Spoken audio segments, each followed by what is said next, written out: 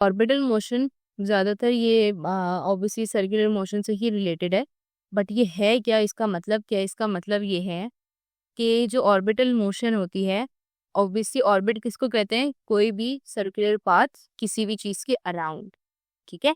जैसे अगर हम केमिस्ट्री की बात करें तो न्यूक्लियस के अराउंड जो एटम वो जो पाथ होता है वो ऑर्बिट कहलाता है ना? जिसमें इलेक्ट्रॉन्स मूव करते हैं।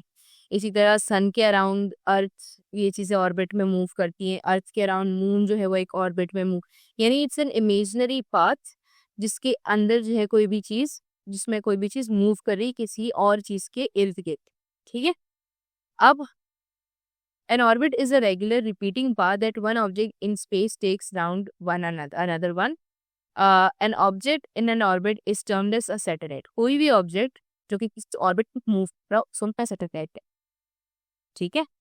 Satellite can be natural like earth और मून ऑब्जेक्ट्स। अच्छा, अब सैटेलाइट एक तो वो सैटेलाइट हो गई इस तरह का सैटेलाइट जो कि मैंने खुद बनाया, मैन मेड है, और एक सैटेलाइट अर्थ या मून। मून तो अभी हमने पढ़ा सैटेलाइट रहता है। अब अर्थ क्यों सैटेलाइट है? क्योंकि वो सन के अराउंड ऑर्बिट कर रहा होता है, ठीक है? कोई भी चीज जो ऑर्बिट में है दैट इज अ सैटेलाइट।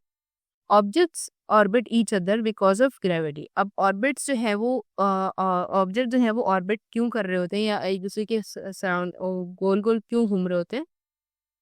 जहाँ इसका एक रीज़न जो है वो सर्कुलर पाथ और इसकी वो वेलोसिटीज़ वगैरह थी, वहाँ इसका एक रीज़न ग्रेविटी भी है कि ग्रेविटी की वजह से, क्योंकि अब अर्थ की बात हो रही है, तो अर्थ के अराउंड या किसी और ऑब्जेक्ट के अराउंड, तो उस जैसे सन के अंदर भी सेंट्रीपिटल सॉरी सन के अंदर भी ग्रेविटी होती है, हर ऑब्जेक्ट के अंदर, हर प्लेनेट के अंदर ग्रेविटी है। तो बस ये होता है कि उनमें डिफरेंट वैल्यूज़ होते हैं ग्रेविटी की, कोई ज़्यादा तेज़ी से पुल करता है, कोई जैसे कि अब अर्थ में ग्रेविटी 9.8 है और जो मून है, मून में गालिबन ग्रेविटी 1.5 करके होती है। मुझे अब सही से याद नहीं, बट इस तरह की वैल्यू कोई होती है। तो यानी कि इतनी कम है मून पे, इसीलिए मून पे आप चल नहीं सकते, उड़ रहे होते हैं, ठीक है? कार्टून्स में देखा होगा अक्सर। तो ये होता है कि उनमें ग्रेविटी की वैल्यूज़ चेंज होती है, बट ग्रेविटी हर प्लैनेट के अंदर होती है। और सबसे इम्पोर्टेंट बात, हमने इस चैप्टर के ग्रेन टेस्ट का जो प्रैक्टिस टेस्ट है उसका लिंक हमने डिस्क्रिप्शन में डाल दिया है। आप डिस्क्रिप्शन में जाकर ये ऊपर पहला लिंक है प्रैक्टिस ग्रेन टेस्ट को, यहाँ पे जाएं और सॉल्व करें और प्रैक्टिस करें। यहाँ से आपने अगर प्रैक्टिस कर ली, आपके एग्जाम्स के अंदर एमसीक्यूज के अंदर 100% मार्क्स गारंटेड है। उसके अलावा अगर आपको हमारे फ्री नोट्स चाहिए, lecture, guest papers, model papers चाहिए, तो इस पहली वाले लिंक पे क्लिक करके आप हमारे चैनल को ज्वाइन हो जाएं और दूसरी वाली लिंक को क्लिक करके आप हमारा व्हाट्सएप ग्रुप है इम्पोर्टेंट प्रीमियम, उसको ज्वाइन हो जाएं, ठीक है? अगर आपको ट्यूशंस वगैरह के अंदर एनरोल होना है, कोई डाउट है, तो ये हमारा व्हाट्सएप नंबर, इस पर क्लिक करेंगे आप डायरेक्ट व्हाट्सएप पे चले जाएंगे और तमाम बुक्स के पीडीएफ इस वाले यहाँ पर आखिरी वाले आपके पास गिवन है। आप यहाँ से कोई भी बुक उठा सकते हैं, आपकी जो मर्जी चाहे, सारी की सारी क्लासेस का। इसके साथ साथ आपसे रिक्वेस्ट है, आप चैनल को सब्सक्राइब और वीडियो को लाइक भी करते हैं।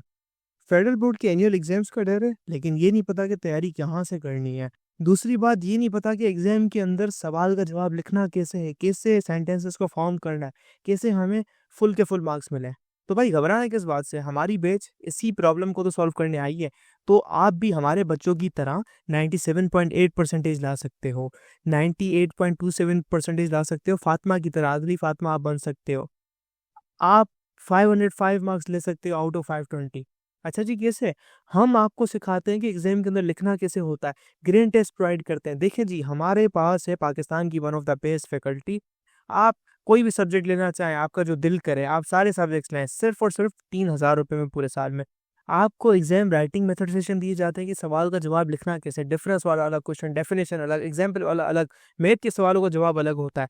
आपको टॉपर बच्चों के नोट्स दिए जाते हैं, आपको फुल बुक के notes, question answers, live classes के अंदर कॉन्सेप्ट पढ़ाया जाता है आपको, और उनकी रिकॉर्डिंग्स भी दी जाती हैं। भैया और क्या चाहिए? अच्छा, और मज़े की बात, ग्रैंड टेस्ट से हमारा समझो पेपर लगता है। ये हमारा है केमिस्ट्री का ग्रैंड टेस्ट, इसका सवाल नंबर तुम नोट करो ये। तो भैया इस ग्रैंड टेस्ट में से आपके 3 सवाल लगे हैं क्लास 9 के केमिस्ट्री के पेपर में इस साल, जो नए सिलेबस से हुआ था 2025 के अंदर ग्रेड 9 का। तो इतने इंपॉर्टेंट हमारे ग्रैंड टेस्ट होते हैं, सारे आपको दिए जाते हैं। तो भैया देर किस बात की, इस नंबर पे कांटेक्ट करें और अभी रजिस्टर करवाएं। एक रीजन ग्रेविटी भी है उनको ऑर्बिट में रखने का। Many planets have moons that orbit them, many stars have planets, comets, asteroids and objects that surround them. ये सिंपल ही एक चीज है।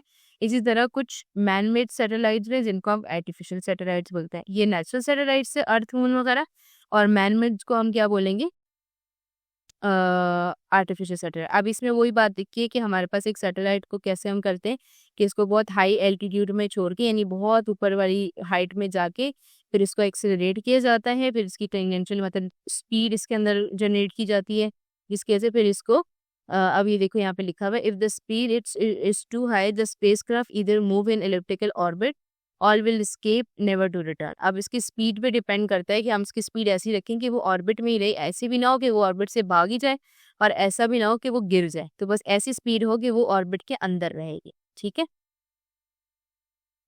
If the speed is too low it will fall back to earth. अगर speed बहुत लो होगी तो अर्थ पे गिरेगी, बहुत तेज होगी तो कहीं और चली जाएगी।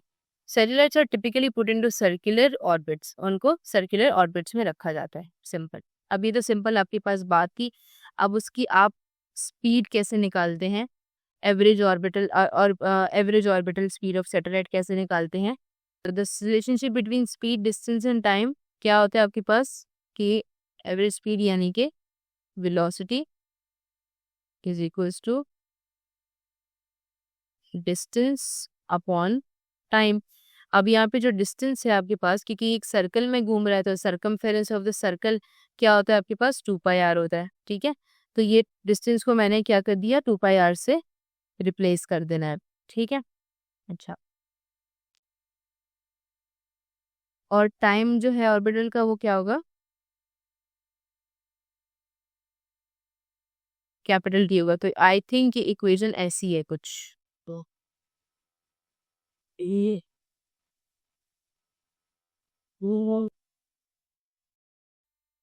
ऐसी है ये इक्वेशन,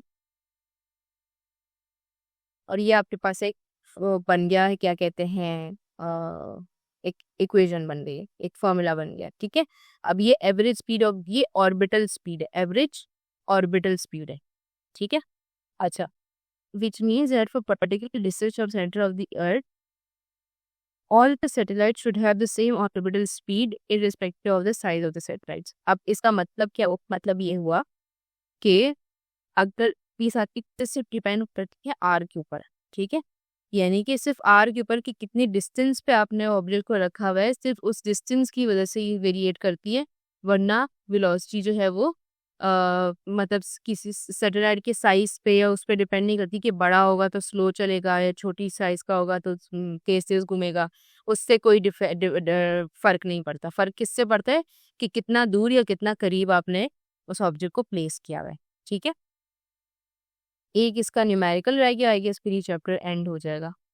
न्यूमेरिकल में सिंपल क्या है कि earth complete 1 revolution around the sun in 365.25 days. 1 revolution का मतलब एक उन्होंने क्या दे दिया आपके पास, एक सर्कल का टाइम दे दिया कि एक सर्कल जो है वो एक कंप्लीट कब करता है, इतने दिनों में। अब ये क्या है आपके पास, टाइम, इसको आपने दिनों से कन्वर्ट करना है सेकेंड्स के अंदर। अब ये कन्वर्जन आपको आनी चाहिए। फाइंड द ऑर्बिटल स्पीड आपने फाइंड आउट करनी है if the sun is 150 kilometres away, यानी कि ये डिस्टेंस दे दिया हुआ है आपको। अब ये मिलियन किलोमीटर है, इसको आपने चेंज करना है मीटर्स में।